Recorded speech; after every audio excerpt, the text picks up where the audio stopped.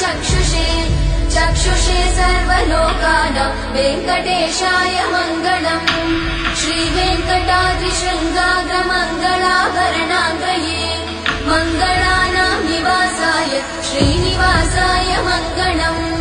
सर्वावयव सौन्दर्य सम्पदा सर्वचेतसां सदा सम्मोहनायास्तु वेङ्कटेशाय मङ्गलम् नित्याय निरवध्याय सत्यानन्दचिदात्मने सर्वान्तरात्मने श्रीमद् वेङ्कटेशाय मङ्गलम् स्वतः सर्वविदे सर्वशक्तये सर्वशेषिने सुलभाय सुशीलाय वेङ्कटेशाय मङ्गलम् परस्मै ब्रह्मणे पूर्णकामाय परमात्मने प्रयुञ्जे परतत्त्वाय वेङ्कटे